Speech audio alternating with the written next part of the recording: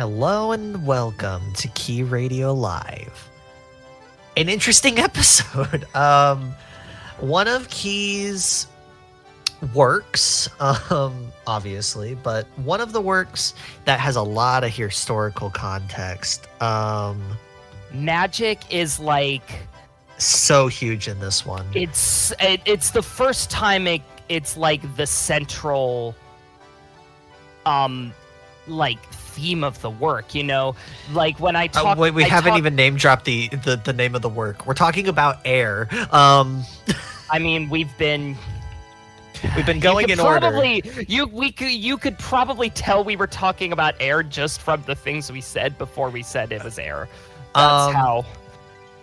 I do want to talk a little bit though about like the actual historical context, because this is obviously Key's second work, but it was also a work that wasn't necessarily well loved whenever it first came out.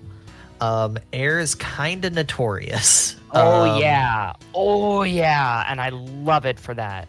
Basically, Jun Maeda wrote something so sad that it made Clannad happy, and it sort of, so Air is so wildly different from any other Key work because it was the closest thing we got to just honest Jun Maeda for the ending, and it was very divisive at the time because people could not handle what type of bittersweet it was.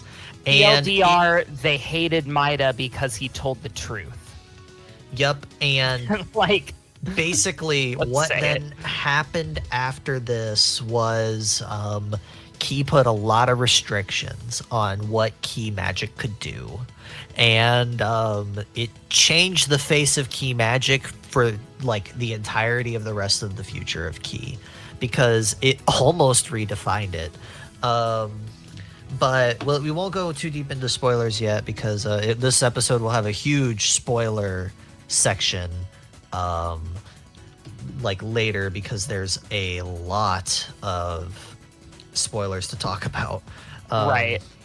But let's talk a little bit about magic that's not spoilery, because Air has a lot of it. So much of it.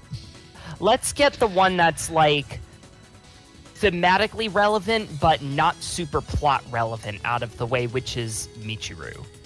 Yes. Please don't click off the episode. I know like we're starting with Michiru, but it's okay. We're getting it out of the way. Like, you should see for those of you who are YouTube onlys, you should see some of the things people say about Michiru in this server. It's like, what do you mean, the sewer rat? Forget about that. I'm not talking about you right now, because you made that meme by accident. I mean, like, I'm just gonna say it. I am an honest to goodness Michiru fan. She's not my favorite Key character by any means, but like I like the Gremlins. I respect her. She's one of the better Gremlins. She's funny. I think she's funny. I'll just say it. My take on Michiru, just to get it out of the way, I don't hate her. I make fun of her a lot, but I think that that's in good taste. She does have the worst theme in the soundtrack, though. That theme is awful, inexcusable. It's funny. It's fitting, at least. I skip it every time. Oh no! I've triggered Nari. Oh no! Already off to hot takes apparently on the episode. Yeah. So, but like in terms of the magic, like what she is, I think actually makes her character that much stronger, considering she never really existed to begin with. Wow! Just dropping that in the first place. Yeah, kind of crazy, but also I would like to point out it also is a classic Kai bait and switch. Like, because Kai wrote the second half of. I was gonna ask which half did which writer work on? I forgot. Maeda wrote on everything that was Minagi common, and then whenever it switched to the latter half of the route dealing with the magic, it was Kai. So he wrote everything up until the ending after that, which was his first credit in Key for being a writer, and it solidified a path for him to write Summer Pockets. So all I'm saying is that when people are like, why in the world did why in the world is Kai here? Like all of a sudden he pops up and he's like the full writer of Summer Pockets. It's like, yeah, he's been with the company since Air. Like this was at the time when he was still like the figurehead of Ram, and he was kind of borrowed from Ram for this before Ram was eventually dissolved into Key for Clanad's writing. I have not read Kai's early works for Ram. I've only read 5. I want to read them one day, but they don't run on my computer, so it'll be a while. Yeah. Let's get some non-spoilery stuff out of the way though, because I don't want to like split up the spoilery and non-spoilery sections. Because as soon as we start talking spoilers, it's over. Couple of things that are key magic related, but like not even like magic, but more like, wow, this is magical. Air has probably one of the best atmospheres in all of Key, in the sense that anytime I hear Air, I see the visual novel. Because I feel the heat that it makes me feel. It is very good at making summer feel hot. It's very bright, which helps. Like, you know, when you get into like, I mean, you and I both live in Florida, so we're like no stranger to heat. But when you get those really hot days that are like over 100 Fahrenheit, sorry, Europeans, and you can actually like see the rippling of the waves, about even though 32 degrees Celsius. Thanks. Even though Air, right, you were in England for a while. Even though Air was like, doesn't actually do that, it feels like it does, and it's really cool. It really does, but I think it's also because, and this is actually a moment, much like canon, where because it hasn't aged well, it aged brilliantly. Because of the resolution of the image looks hazy. And if you don't know what summer haze is, you've never been in summer heat. It is where you look at it and just everything's blurry because it's just that hot. You're getting that summer waves. Like it's crazy how good Air captures not just summer but humid summer, because this is a fishing town. They're just like right on the water. It's beautiful. I think the art is brilliant. Hinue really did like jump like and leaped into character design for this one, especially with Misuzu. Like bang it right out of the park with main character design. Literally one of the most iconic Key girls ever. Oh yeah, still today it's amazing. Literally there has not been a blonde Key girl cover girl or even like main heroine that has been as culturally impactful as Misuzu was to Key. And like, there probably never will be. Her story is just that impactful. There's a lot to say about her story, but literally can't talk about it without spoilers. But another part of Key magic that I feel is very much in play here is not just atmosphere, but the sound design. Because Air's soundtrack is one of Key's most unique soundtracks to date.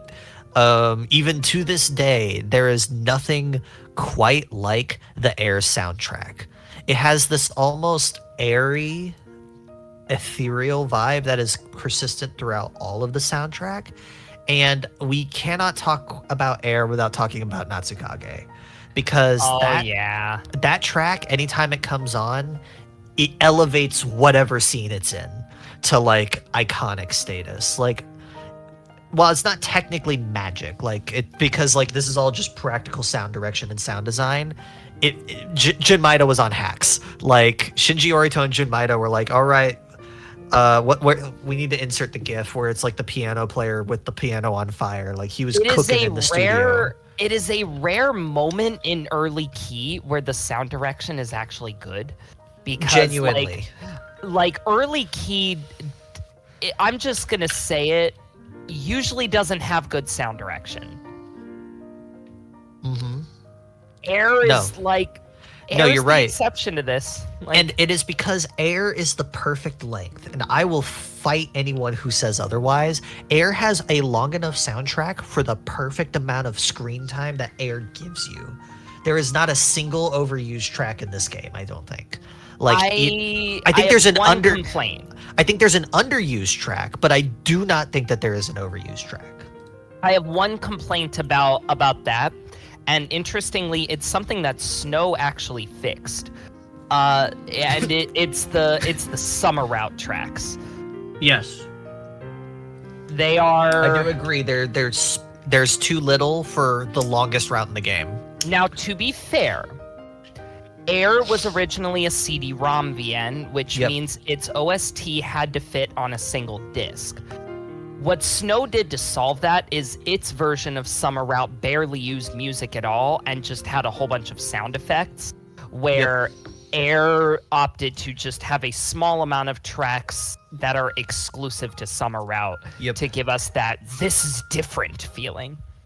Isn't Air the longest route? Not really. It feels long because you're retreading a lot of ground, but Summer is the longest in terms of raw line count. Yeah. Like, Summer is one of the longest routes by and large. And, like, God, the soundtrack is so good. And, like, it extends even to, like, the vocal tracks. I mean, Tori no Uda is still one of my favorite key openings. Like, you missed this episode of Battle of the Works, but the vocal tracks is why I got the soundtrack point on Air versus Snow. The vocal tracks are just that amazing. The vocal tracks are powerful, and Tori no Uda in particular, this is gonna be a bold statement. It's one of the best visual novel opening themes ever. Like, it is so culturally... I agree. I so agree with this. Like, it is so culturally influential, and, like, there's never been anything quite like it, ever, in Key. Like, it's a banger. Yeah, it really sold me. Air was my third visual novel ever.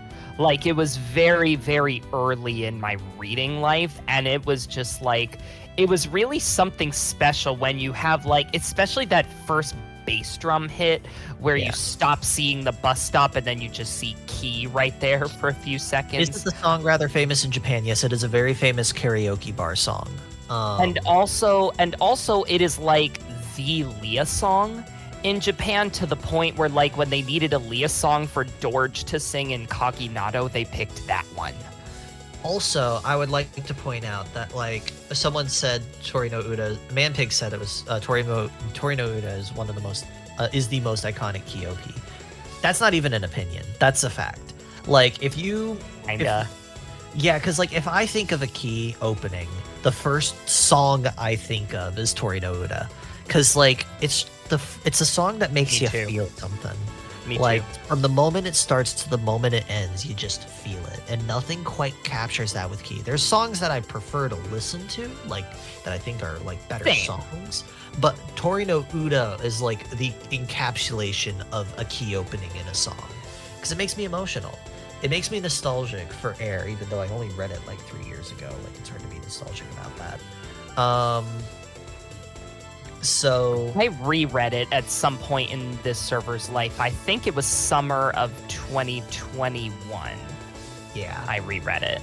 I do remember you, and, like, your opinion skyrocketed on Air, because, like, my opinions were exactly the same. I thought it was a masterpiece from the first read, and the second read, mine was the one that flipped the switch, because I remember I pretty famously did not like Air in this server. Yeah, or you're thinking of my canon read.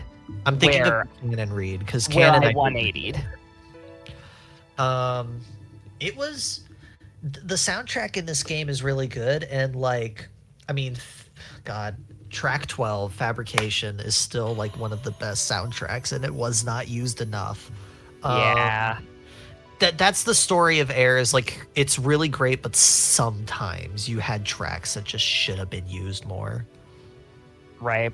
While we're talking about the soundtrack, I do want to make a point to mention this. If you are listening to the YouTube version of this episode, for this one, there will be a mix of official Air music and also some Doujin music. So don't be a stranger to the video description if you want to know where the Doujin music comes from. Is Fabrication the track that plays with a sudden sound effect? Yeah, it's the one that has the big cymbal crash at the start. Pretty famously used during Kano's route, during the first scene, the creepy scene. It's one of my favorite soundtracks, though, because whenever I listen to it, even out of context, it just makes me feel all floaty. It's a very relaxing track. It's one I go to sleep to. That's almost all we have to say that is non-spoilery, though, because, like, Air is full of spoilers, especially when talking about the magic, because there's one more. There's one more, which we can kind of talk about, like, in a non-spoilery context, which is Yukito's puppet. And we do see this from the very beginning, that he is able to make the puppet move, which we can't say a lot about it without spoilers, but it is pointing out from the beginning that there is magic in this world. And what a lot of later Keyworks especially try to do, but canon to some extent also, they try to hide it. They try to hide that magic from you. So because like, the characters aren't like directly aware of it, unlike in this world where it just feels like an accepted This world, it's just normal or somewhat normal, but they all think it's like some kind of a trick, with like Michiru scooping up the puppet and trying to like find out where the strings are, and nope, there's no strings, but we know because Yukito knows, and it sets it up so differently from how it is anywhere else, really, until and this is the key difference later. That sort of made Air distinct in a sense, and right almost changed the way key magic was used, because Air basically was the first key work where the magic was part of the plot and the world building rather than the device for the plot. Because I'll argue that in a lot of cases, especially in canon, the supernatural was used in a way that was more a plot device than it was like actually a thought out part of the plot. Like, it was thought out, but it wasn't implemented into the world as like a world building. IU was just IU and Mai was just that, you know, like it's really difficult to talk about it without spoilers, but Air just really does incorporate its lore. Like, they build a lore around it, and future Keyworks do too, especially like Clanad Little Busters, but Air also does it arguably. Those two hide their magic a lot. Like, the next one we see where the magic is like really not hidden is Angel Beats. 10 years later. Angel Beats and Rewrite back to back, and then Summer Pockets, because Summer Pockets doesn't. Right. It would be you, because the thing is, basically, the twist of Air is actually, it's hard to say that Air has a twist. The twist of Air is not the magic, because basically, like, we're gonna create two types of key magic, a Venn diagram, and they overlap a little bit. But you got surprise, it's magic, and there's magic. Also, here's a surprise. Two very different executions of said I like the way you described it, but it's true. Because basically you have the group of works where the surprise is that the world is magical, a la Little Busters, a la Clanad, and a la Canon, where like it tries to act normal, and is not normal. Because like the twist is it's really magical. Something's different going on. Meanwhile, in Air, there's nothing of the sort. It is not like the twist is that all of a sudden there's something supernatural going on. We know that that's the case.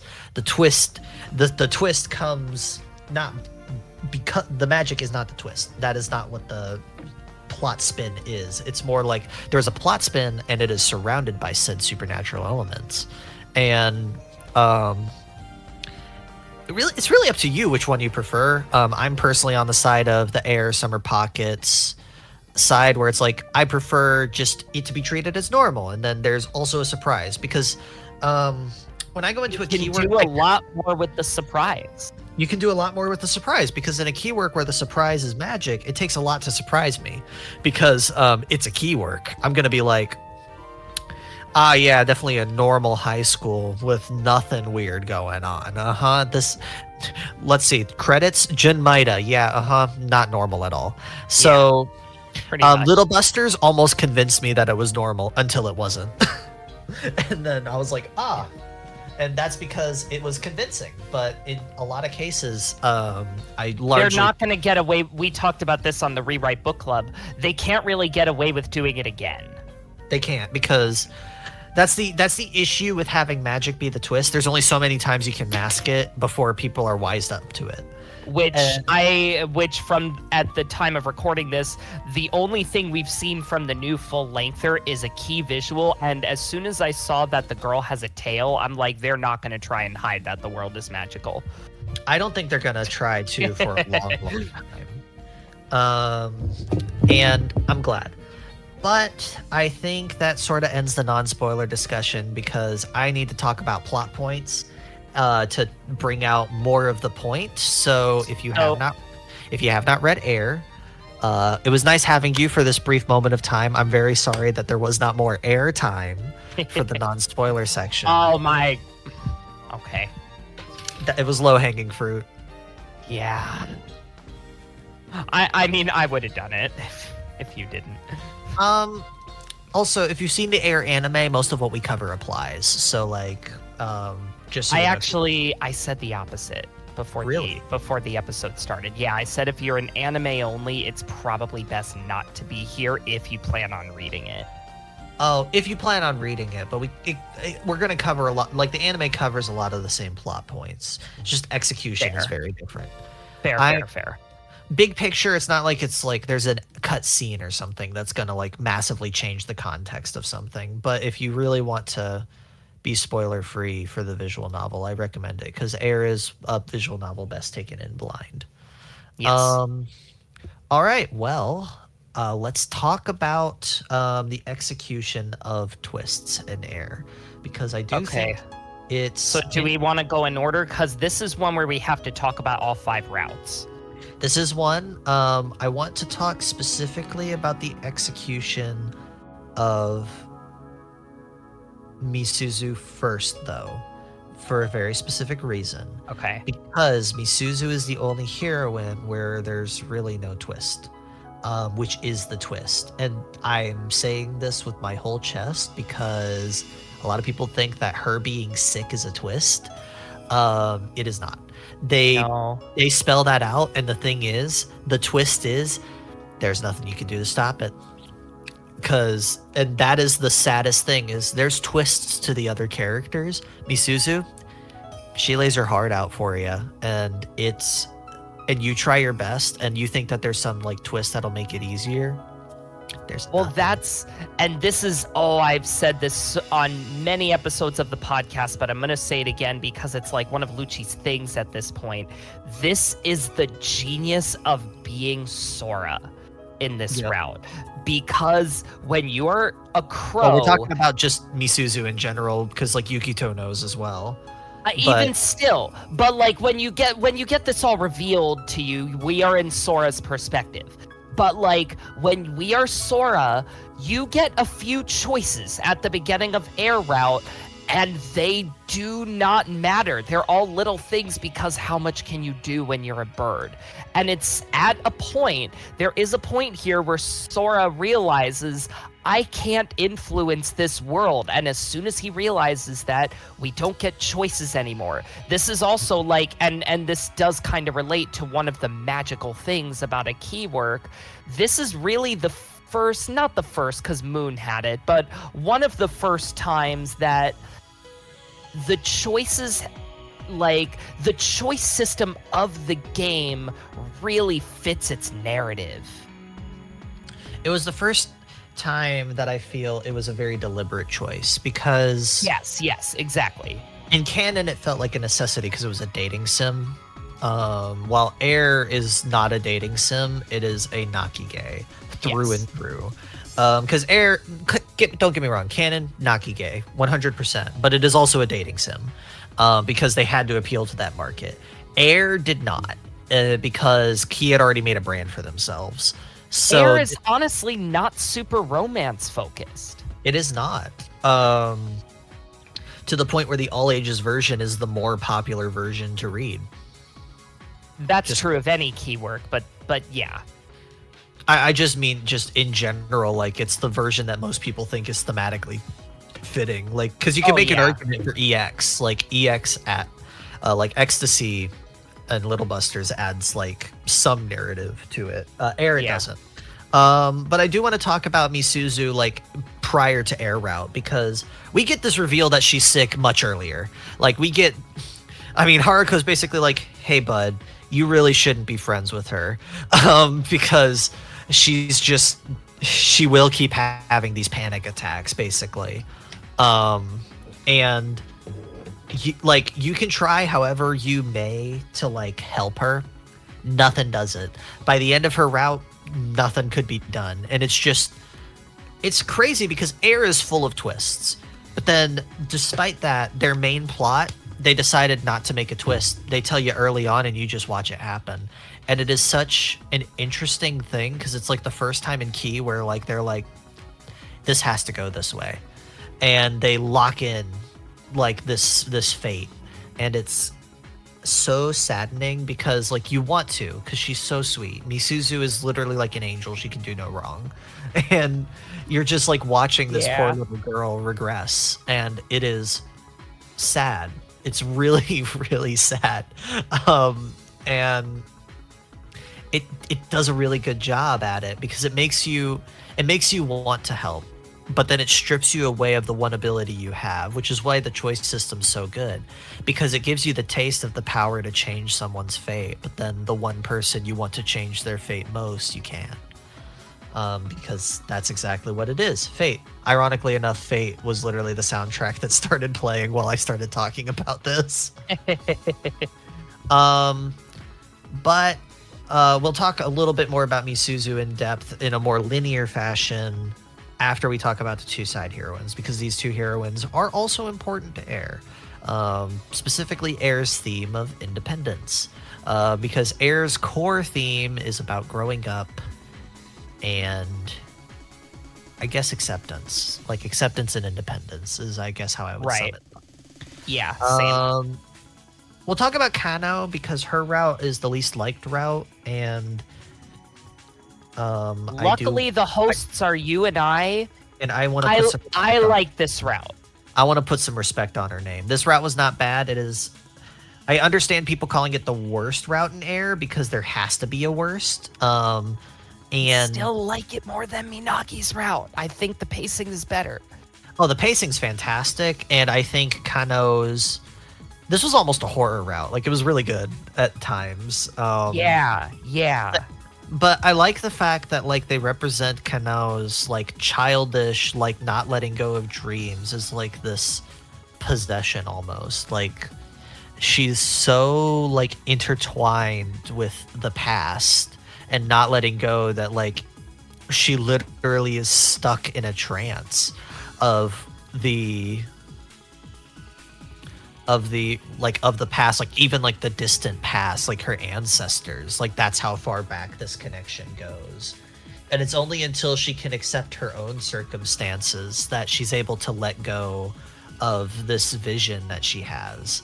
And it's such a nice, heartwarming route, and also has one of the best trio dynamics because we get Kano, we get Yukito, and then we get her sister is Ijiri. Yeah, okay.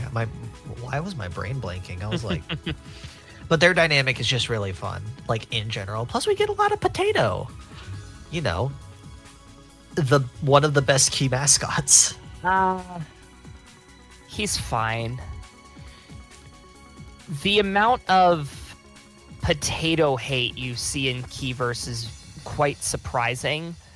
I was about to say, because like I love Potato. He's okay. He doesn't annoy me like he does most people here, but he doesn't add anything really. He's just there.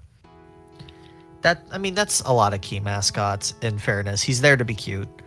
I don't know. Chibi Moth has. Well, it's hard to compare a literal like character to. No, you're right. I'm giving Potato a lot more flack than needed. He's just cute. Like I can't hate him because he's literally just there to be cute. Throwback to an old episode of Key Radio Live where we used Pico Pico to like censor our curse words. Yes. Pico Pico is iconic. But yeah, someone said Kano is really charmless, was just really charmless to me. I can understand it. Like, her personality's not for everyone. She is very childish on purpose. Like, there are lots of key heroines of this era, and everyone's like, it's basically a meme to say, oh, they're kids. Kano is, like, intentionally written as almost a kid.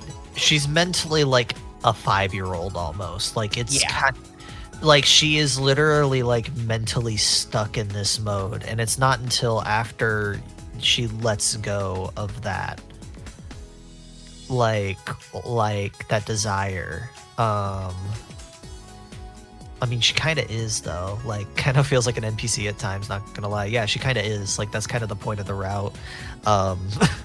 She acts like it because she is. I mean, she's literally, like, stuck in a trance half the time, and that's exactly how it is.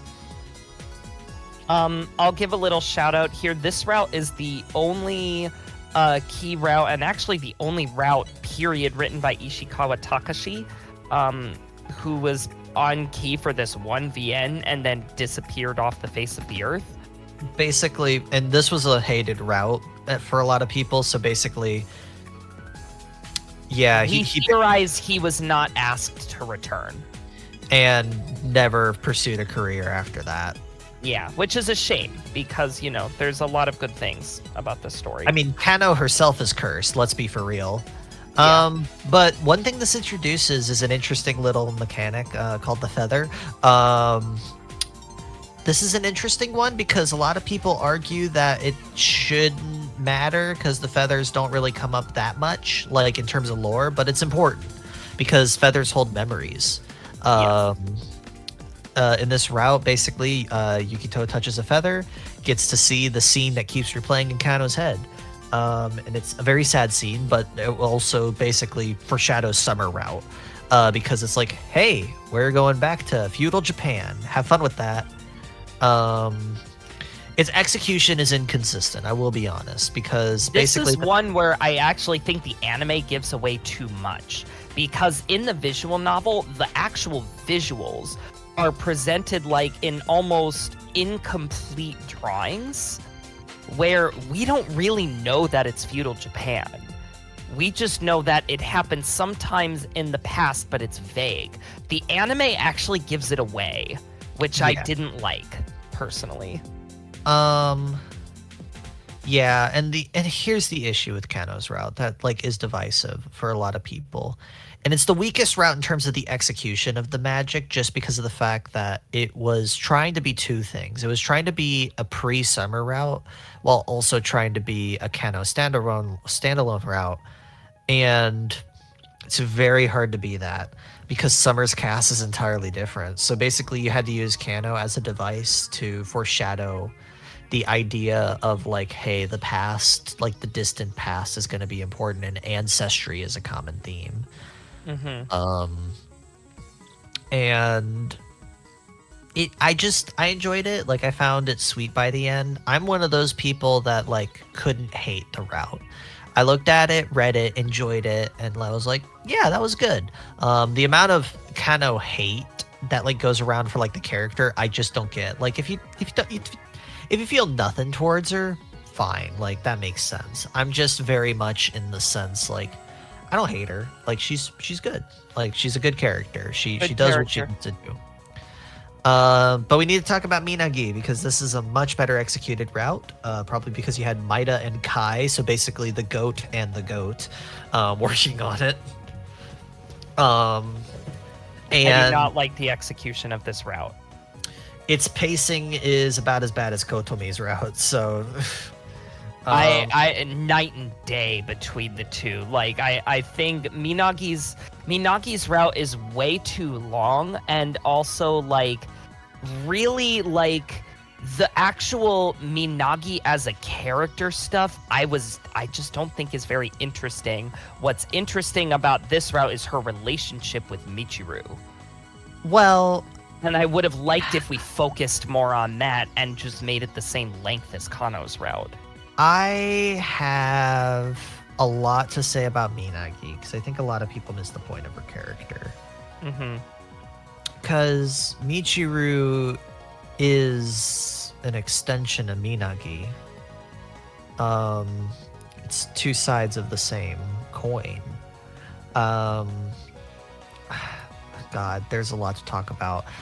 Because Michiru is not real. Let's get that out of the way. She never even existed. Yes. She is a child that was never born. A miscarriage. And Minagi in that moment, like whenever Michiru never existed, because like she went on record to go like, "Oh, I was so excited for a little sister," and then never got one. I feel that was whenever her personality shifted, because the thing is, like, there's a lot of hints. Yeah, but like, well, what causes Michiru to manifest is the feather. We'll talk about that. But Michiru is a manifestation of Minagi. It's the side of her personality that was lost the day that Michiru disappeared. Right. It's the side of... It's also why, in the sense, like with Minagi, like, it's why whenever she goes to see her mom, she has to, like, act like Michiru. It's not because she's actually like acting like Michiru, she's keeping up appearances, because it's two sides of the same person. She calls Michiru her sister, but realistically it's just the other side of her that she can't really connect to. And it's so good. It's really good. Because it makes her a more interesting character, because her relationship with Michiru is her relationship with herself, and it's only whenever she accepts that she doesn't have a sister that you start to see that like glimmer of what she once was come back. It doesn't erase all the trauma, but it's the acceptance that it's her acceptance that puts her on a path towards a better life, basically, is what I would argue. And I find that interesting. I find that compelling. Sure, it means that part of the route, the more interesting part, is the character that's not technically on the title of the route.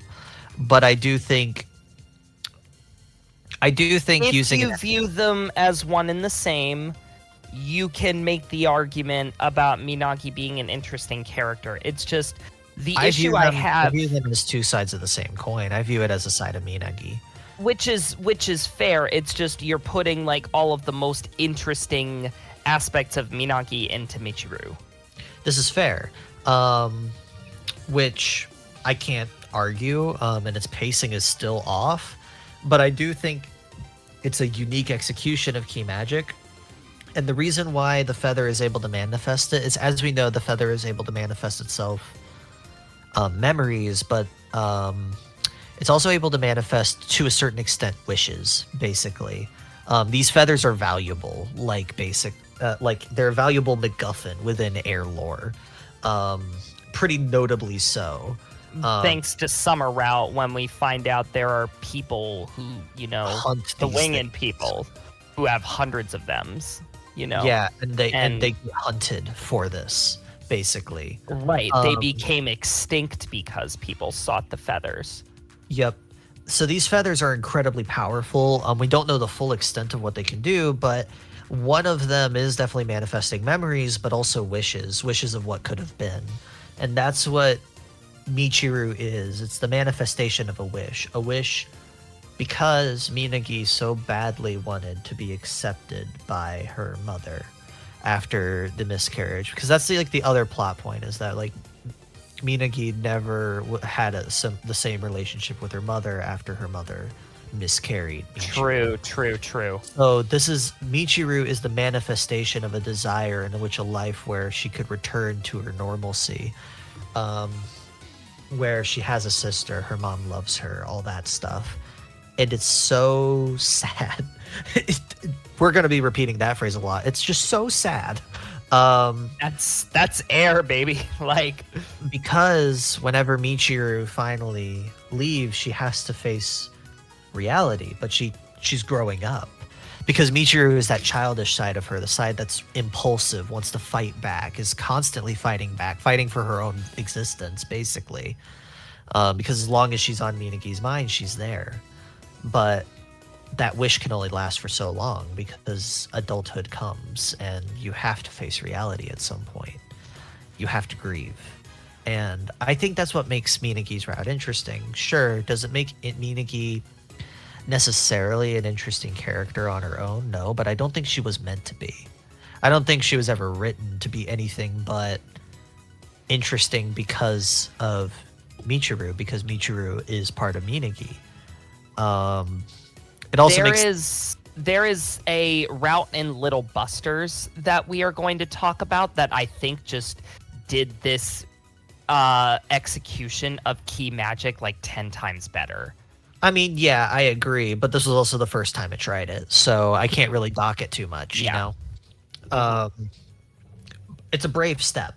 And also one of the first times in Key that like it explicitly mentions something that's like genuinely kind of traumatic for a lot of people. Like a miscarriage is a tough thing to go through for all sides of the family. And it was just like, yeah, this happened. It, like, you it just went there. Yeah, it like Maida and Kai went there. And it also still connects with the theme of Air, the overarching theme of Air, of the relationship between a mother and the daughter and how that gets strained. And I don't know, I like the route. I think it's a good route. Thematically, it's very powerful. The scene on the rooftop is just, that scene is so well directed. Yes. Like the two-sided CG thing. Like that, and CG is also like basically like the explicit confirmation that Minagi and Michiru are two sides of the same coin, because they're literally flipping this CG. Like someone asked in chat, I think Ryan, a little while ago, what is your favorite CG in Air? And I was waiting to this moment. That one's mine. It's the one where you have like on the left it's Minagi's face and Michiru's back, and then you see it from the other angle. Where you see Michiru's face, that one gets me so good. Yes. Its atmosphere was also very dreamlike, which I feel was important because Michiru is a dream. She's nothing more than that. She's a wish, a vague, vague wish of something more that will never happen, or so Minagi thought. We should definitely talk about the ending though, because it's very bittersweet. The one where she goes to travel. The bad end? No, the one where that's the bad end? The one where she gets to meet Oh no, that's the good end. Okay. I was about to say, that's my favorite. This is a route where I don't like using good end and bad end, even though one of them is technically a quote bad end because it's a visual novel and visual novels have good ends and bad ends. I don't really think it's necessarily bad. No, it's not. I just don't think it's where each of the characters reach their full thematic potential. Right. Yes. I do legitimately think Minagi would have been happy just with Yukito leaving town with him. I do think they could have lived a happy life that way, but I do not think it was necessarily the best thing for Minagi, even though it was harder. You know what I mean? It wouldn't have had her grow up in any facet. So she would go from one dream to another dream. Right, yeah, that's a good way to describe it. Meanwhile, in the good ending, she actually has to face reality. And while reality is tough, it's also sweet. God, Air is so good. Also, fun thematic little thing, Michiru and Minagi love bubbles, and bubbles in Japanese media represent miscarriages. It's the bubble that pops. So, never look at those scenes the same way again. Haha. I didn't know that. Yeah. It's the foreshadowing that goes crazy. I read Air for the first time almost 10 years ago now. Yeah, bubbles are representative of a miscarriage in And I'm a lot of still Japanese learning new stuff because about it. That's basically so cool. whenever you form a bubble, it floats, it flies, it develops, it sometimes grows, but then eventually it will pop and its life is cut short. And All right. Michiru was the one that constantly popped the bubbles. Yep, because she was the bubble that popped. I'd love to talk about... we really need to talk about, we need to speed this up. We're at an hour.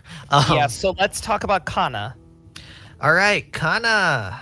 Summer route, just summer route in general. Yeah. So, and we need to also talk about End of Misuzu route. So Air is the first key visual novel to feature a true route. Officially. Yes. It was also the first one to revolutionary for the time. And it was also one of the first ones to sort of really change the setting on you halfway through. Because I was surprised by this change. I know no one is surprised by it nowadays. It's just kind of an accepted thing that part of Air is in feudal Japan. I had no clue that that was going to be a thing when I read it, and I was very, very happy when it came, and I'm like, whoa, what the heck is this? This is amazing. It's solidified. It solidified realistically like how important ancestry was to Air's story, because you could talk about the people of the town from long past, but getting to see like the direct ancestor of Misuzu, the winged people and their lineage, and it was beautiful. It was quite beautiful, and the lineage of Yukito. It was a really cool thing that they didn't have to do, but Air is a much better visual novel because of it. Summer route, you end with a very sad end to the Misuzu route, and then you're just like, hey, we're about 1,000 years ago. Have fun. And you're just in it. Like, it starts and it doesn't stop until you hit the end and Kana's dead. And the curse begins. It shows it's the origin. It's the origin of the curse that curses literally every generation. Up until Misuzu. And it's so good. The atmosphere is spot on. The characters are great. They managed to give a really amazing family dynamic in what is basically 5 hours of screen time. So not a lot, like not an entire visual novel. So well done. New. And they managed to get you attached to these characters. And it's also just structured like a drama. Like there's not like a huge twist by the end, but like it's very dramatic. Its existence is the twist in a way. But this is the first like Kai had his first work for Key in Minaki's route, and this was Yuichi Suzumoto's first work for Key, and I think actually his first work for visual arts at all.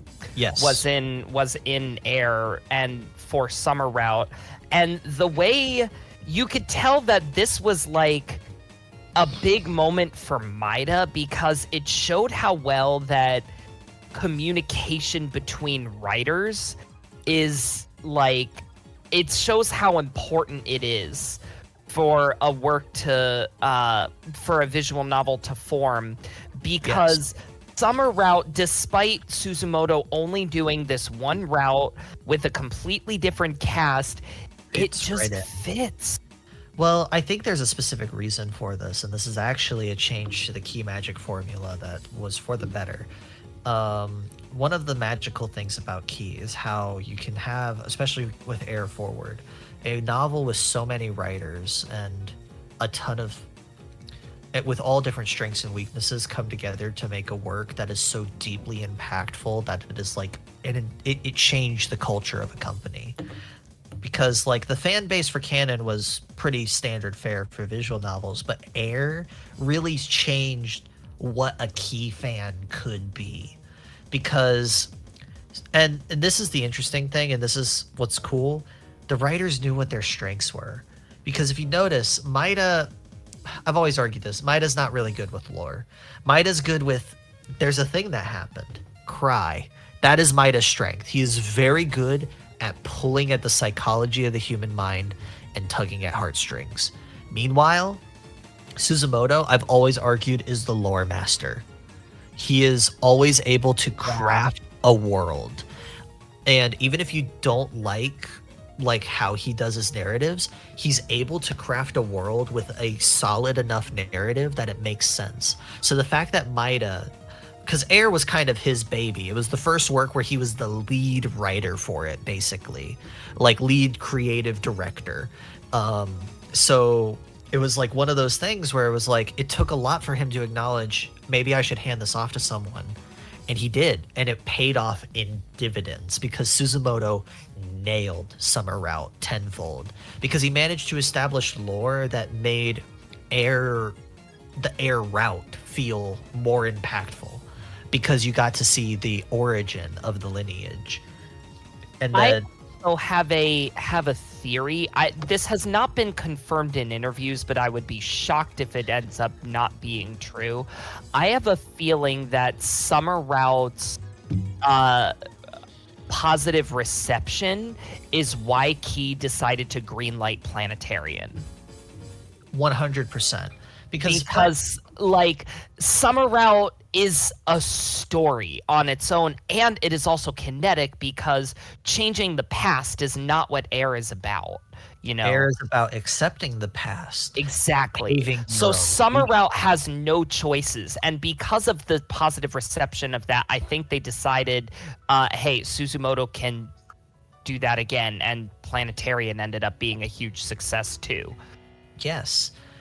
Planetarian literally becoming the face of Key for the longest time for like people who wanted to get into the company, because it was short, it was digestible.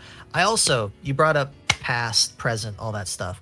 I want to talk about how the choice system plays into that, because now this was the first time the choice system was really changed midway through the visual novel, and it's a fun detail. But if you notice, in Air Dream Route, which is the present, it is very much, you're able to change as much as you want. Your choices matter. They have long-term consequences for what goes on, because it determines an ending for you.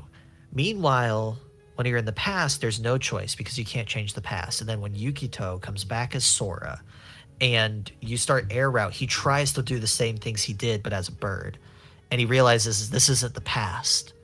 No, this isn't the present. This is the past. This is what has already happened. There's nothing I can do to change this. And the only thing he can determine is how he paves his own future after this. And it's such a cool detail that Air includes, like, basically like the subconscious, like, oh, I have choices now. It's the true route. Maybe there's multiple endings. There's not. There's really not. It's just one. There's only one way to go. Air Route, like the choices in Air Route, there aren't very many of them. And like, to say that they're flavor text is not really fair, because here's the thing. Sora tries. He tries to influence the world, but like, part of those choices is the realization after he makes the choice that it didn't matter what he did. It was the world's gonna go how the world's gonna go. And because he's a very intelligent bird, he figures it out, Yeah. It's basically like, instead of trying to spend all my time with Misuzu trying to change the past, I might as well just enjoy what time I have with her. Yes, exactly. And that's what's so beautiful about Air. And Summer's the perfect season to do this, because Summer is the only season that I argue is a season that is the most drastic change from childhood to adulthood. Because what once was a time of fun, like, school's out, it's fun. It's not tainted by like worries or stress. You're just a kid. You're out from school. Your only responsibility is now gone. You're able to run free. It's like your 2 months of freedom. It's so fun. It's hot, but it's fun. And you want it to never end. And meanwhile, when you have to grow up, you have to accept that you might have wasted too much time wishing for more rather than just enjoying it. The nostalgia changes, because the reason you're nostalgic for Summer is because you miss it. You miss that feeling. and there's no way you can change it now, so you just have to make the most of what you had, and it feels good. And I think that's what's like such a cool change about like the tone and air is it moves from like this like Misuzu being this like carefree like character to burdened by like imminent death.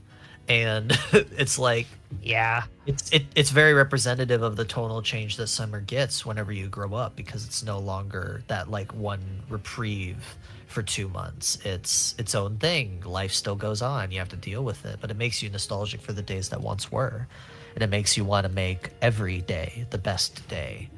So summer's really good at foreshadowing a lot of air, because Misuzu suffers the same fate as Kana. However, Misuzu was also able to break that curse because she was stronger than the rest. Because a lot of people, and about to upset people, there are people that hate Misuzu. I know, shocker, actually. But one of their biggest criticisms is that she was incredibly weak, like weak-spirited. That is the furthest from the truth. She's one of Key's strongest heroines. And like here's the moment I can really point to where like the people who say that, I'm like, did we even read the same thing? And the biggest one is on the very first day of Air Route, July 16th, the day before the actual visual novel starts. We see Misuzu like meet Sora, and then on the 17th, which is the day she meets Yukito, she looks at him sitting on the embankment and says, this is the last chance I'm going to give myself to make some friends this summer. And the way she has to will herself to talk to him, like, you really just see how strong Brave she is. Yeah, exactly. Even though like no one will talk to her because she's different at school. She's a character that is determined by the strength of her own resolve, because it takes a lot to know that you can't really make friends but still want to try. Exactly. Like, there was a huge implication that basically every single person before Misuzu lived a life of isolation, basically. And Misuzu just wasn't happy with that. She wanted a family. She wanted friends. So she fought for it. She literally fought for it so hard that she succeeded. That's like her goal. And like that's why it's what makes the goal scene so impactful, because she wanted it so bad that she literally broke down the barriers that Haruko had put up herself, to the point where like Haruko was willing to even just beg her for one more day to keep this summer going, because she understood what Misuzu wanted. But Misuzu was happy. She was happy with reaching her goal. She had a family. She had Sora. She had a friend. And she had her mom. And it was just so brilliant. We need to talk about Haruko too, because one of the best key mamas. But in my opinion, the best. Like, I love Sanai, don't get me wrong. I can't pick between the two, but it's those two. Yes. This... God, I'm gonna get emotional, but Misuzu's entire... Like, it takes a lot of bravery. Like, one scene that always sticks out to me is the haircutting scene. Oh, yeah. Oh, it's where so she's good. so That's brave. another CG where I'm just like, yep, I love this. Haruko's the MC, right? I wouldn't call her the main character. However, she is a co-protagonist with Yukito, if that makes sense. Because she is the main character. Yeah, she's the main character of Air Route, because we know what happens to Misuzu. But Haruko's the one that we want to see change. Because she's a character that we were set up to know that she cared more deep down than she let on. And we learn, and that's another genius thing about Sora, is that we learn that specifically because we are Sora, because Haruko can confide in him. And like, this is something where like we notice this in our pets. How many of y'all have ever like talk to your pet like they're a person because they truly listen non-judgmentally. That's what Sora is. That's like the benefit of having like an animal as your protagonist here. Yep. So you get to see the honest side of Haruko, which you don't really get to see. And it's a tragic... They're both tragic characters. But I think it was the moment... God, we have to talk about it. The most magical scene in Air has nothing to do with magic. And it's the moment that Misuzu was about to be taken away by her biological father. It was on the beach, and she's being held. Fucking love this scene. And it's so perfect because Haruko basically does a very abrasive and rough move, but basically reaches out to Misuzu, like metaphorically. While Misuzu has a chance to just go away with her dad, thinking that Haruko has abandoned her. But then whenever she sees her, she fights her way out and runs towards her. And the only thing she says is, "Mama, Mama." And it's just like, God, it's such a good scene because like, it's the magic of family. Like the family you choose. The family that's more than just like, oh, I legally am your parent. And it's just because that's the thing. She's not like biologically she's her aunt. Yes. But like when you really think of who Haruko is, and this is something even little Sora figures it out because we see the name change. Haruko is her mother. Yes. And it is so good. It's such a good scene because it's the moment that it's like everything clicks thematically, because it sells the idea that family is more than just who you're related to and who your ancestors are. It's the friends, it's the people you surround yourself with, it's the people you choose to hang out with. Family is what you make of it, and it's built on love, nothing more than that. Right. Unconditional love at that, because Haruko could very easily hate Misuzu for everything that she is, but she decides not to because it's a choice. Love is a choice. Love is a choice. And she took That's it. another theme of Air, by the way. And like, it's just so good. God, I'm getting emotional. Can I do we have anything else on this topic? Because I have a bit of a falling action to talk about in terms of the epilogue. If you're good with that. I do want to talk a little bit more about the goal scene though, because it is. Okay, let's do that first. Because it is the thematic climax of Air, yes. Arguably. The Mama scene is like where everything comes together, but the goal scene is where it ends. Well, that's where we get Alzora, you know, which for the record, and like I found this out really recently, actually, this is the first time a VN had an insert song. Yeah. That's not an OP or an ED. I actually didn't know that. So I need to talk about how perfect this scene is, because it is, say what you will about Air and having basically like two routes that a lot of people can argue don't matter. That scene makes it worth everything, every last moment, because she's able to walk. Misuzu's basically wheelchair bound by the end, you know? Yep. And she knows she's about to die. She's literally dying as she's walking. And then, like, it's just so perfect. The fact that, like, she realized, I did it. I made a friend. And I have a family. Something that was part of the curse. She never would be able to get that. She knew she would never be able to get that. And yet she literally fought every anyway. Single step of the way. That's to die in her mother's arms. She literally defied fate, and we'll talk about the ending later, quite literally broke the cycle. Yeah. And it was the perfect ending, because if anyone was going to do it, it was her. Because she had that determination. Mm-hmm. She literally looked. She wanted to live with strength. She looked fate in the eye and said, "Try me." And it ends with, albeit a low energy, but triumphant. Goal! And Haruko thinks that there's still a fight left until it's too late. She's already dead. And it's beautiful. It's so perfect. For the record, this scene is the scene everyone hated because they didn't bring Misuzu back. And there was nothing else left to do. But I think it's perfect. It has gotten a lot more.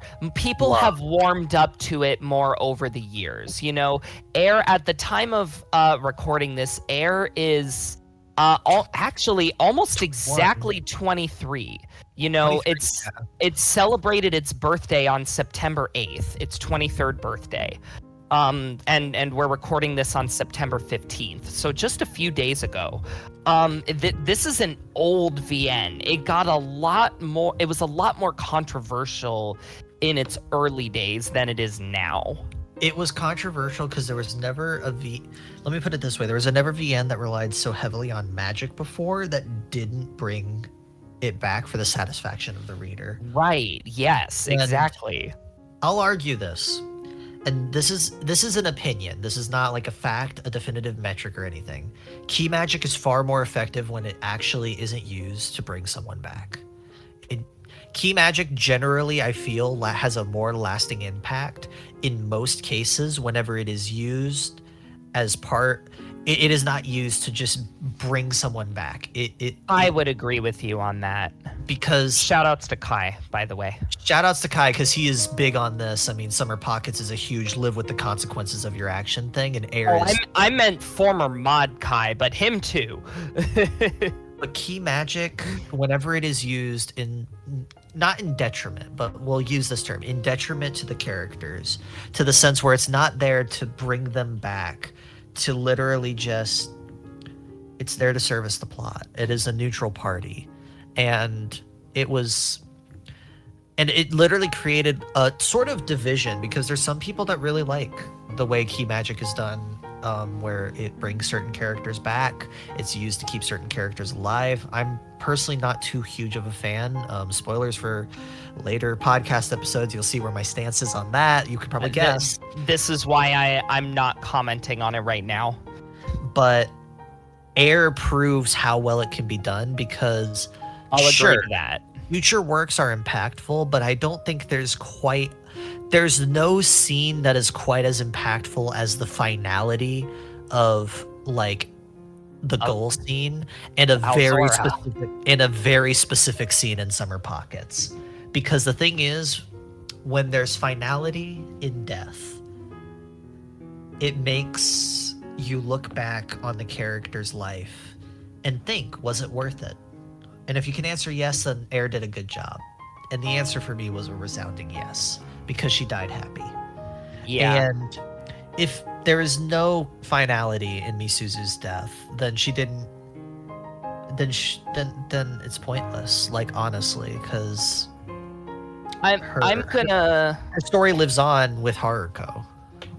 I'm gonna piggyback off this just by reading the last two lines of Alzora here, because this really just like sums up Air so perfectly. Even if I were farther away than anyone else, would you still smile for me from there? When I close my eyes, suddenly I can see that day's blue sky. It's so perfect. All right, which scene is better, the goal scene or the beach scene? Goal is more culturally impactful to Key, like in the sense that it literally basically created the first schism in the community, because there were people that loved it and people that outright hated it. And then the beach scene is one of the best scenes in Air, like just hands down. Like, it's the thematic crux of Air. Like, what makes Air beautiful. But so is Goal. Like, Air Route is just good. Yeah. All right. I want to talk about the boy and the girl on the beach. Yes. I was actually going to say, if we weren't going to talk about that, we need to, because it's the confirmation of the cycle breaking, basically. I really don't agree with you at all. Really? Yes. And like I have made a pretty like robust like headcanon on this, but it's not really a headcanon. It's just that nothing directly confirms it, but it's also the only like fan theory I've seen about this where nothing is outright denied. And it's also like very Maida for this. So I'm just going to read what I wrote about it earlier this year when Nari finished the visual novel. There are dozens of theories on what this ending means, and lots of people like to talk about the true identity of the boy and the girl on the beach, whether they are future reincarnations and whatnot. Personally, I don't buy into that because obviously there's the issue of them being alive at the same time as Yukito and Misuzu, but also I don't think it really matters who they are. The point is they're happy. They can smile no matter what life throws at them, and watching Misuzu's story from afar is what taught them that. Since Air is obviously very thematically driven. Remember, the girl on the beach is the girl in the logo. She is the cover girl, and that's an important piece of Air. So, but it is an important thing to note here that until that very ending, we never see their faces. They are always shown facing away from us the same way we are facing. So basically, I kind of headcanon that the boy and the girl on the beach are us. The readers, those who watch, watch and those who learn. No, that's the important piece to it. It doesn't matter whether they're Yukito and Misuzu and all that. What I mean by broke the cycle is it was just break that cycle of sad, basically, because oh yeah, they're the ones who see it happen. They're the ones who see it happen and take the lesson to heart. It's what makes Misuzu's journey live on in eternity. Right. Yeah, no, I don't think these are reincarnations. It wouldn't make sense because every reincarnation is generational. Misuzu wasn't dead. No, I think that it's symbolic of us. I've always thought it was symbolic of us. The girl in Air is us. It's supposed to represent the people who watch and the people who are inspired by Misuzu's journey. I used to think that it might have been some weird time shenanigans, but I don't think that anymore. I've grown. I think a lot of people just look too deeply into the what and don't focus enough on the why. When Air is all about the why. When Maida is very fond of symbology, and it would make sense for these characters, in lore, to just be a boy and a girl, but symbolically to just be us, the onlookers, because it's our perspective.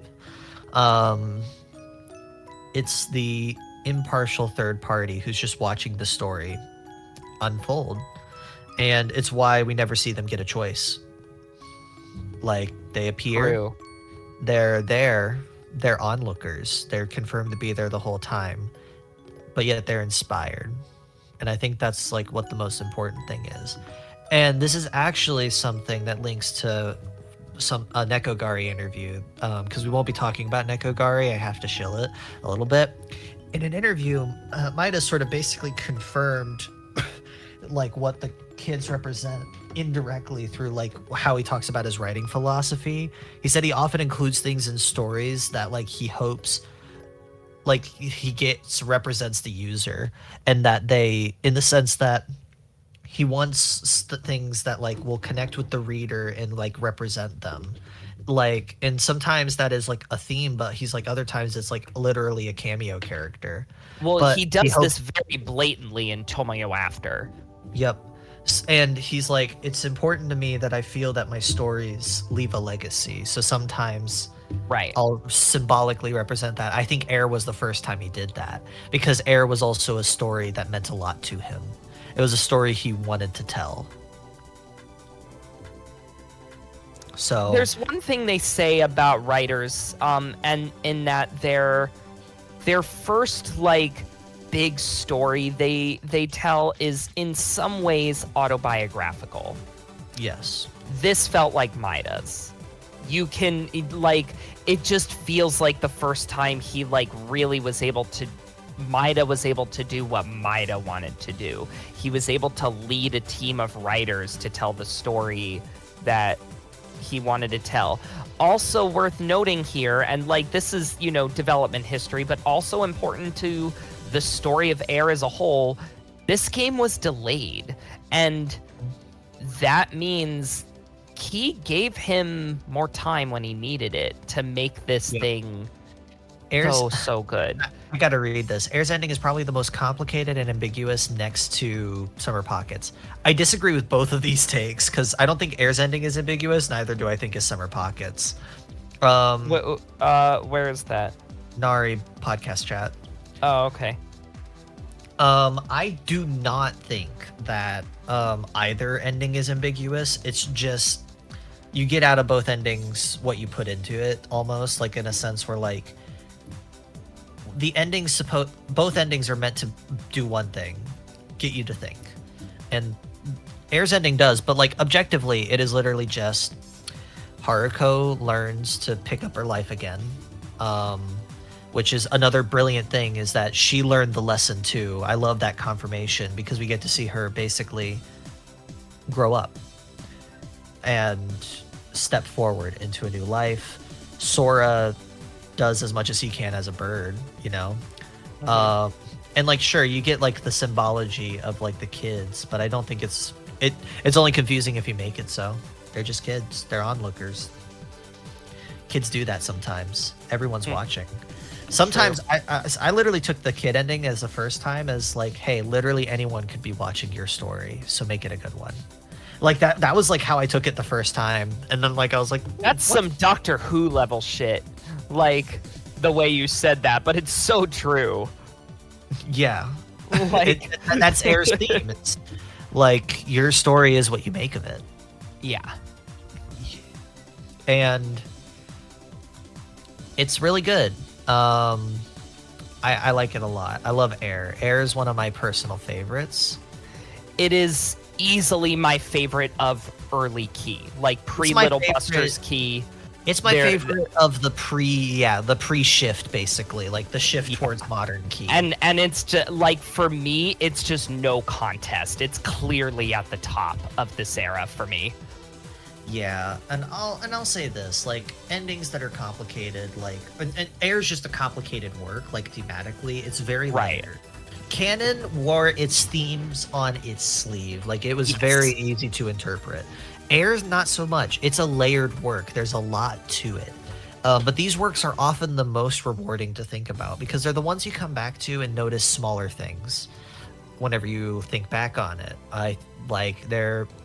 And this is this was the first Key work where I'd argue where it's like an equation. The more you put in, the more you get out. It was the first work to really truly implement that, where it was like, you put a lot into Air, you're gonna get a ton out of the story, because Maida put a ton into the story. So much so that when Summer Pockets had a similar setting, he literally refused to write for Summer Pockets because he was too scared of writing that Air. It would end up being the same thing. Yeah, he literally went, I will not write this because I will write Air again. That's how important this work is to him. All right. So yeah, that's Air. That's Key Magic and Air. A little look ahead. Next week will be the first of our 3 Clannad episodes, which will be focusing on all the heroine routes that are not Nagisa. So we'll be talking a lot about the magic presented in routes like Fuko, Kotomi, and a little bit about the ones that don't feature much magic. Like we did, like on the canon episode, we did a little bit of Shiori talk, but not a whole lot. But that'll be next week. Looking ahead after that, 3 Clannad episodes, followed by the Robot Trilogy, followed by Tomoyo after, and then 1, and that will end the first half of our season. So, see you next week for Clannad. The first of 3, and definitely gonna be one of the longer sides of the episodes. Oh, it's gonna be fun. I'm so excited. All right, good night, everyone. Good night.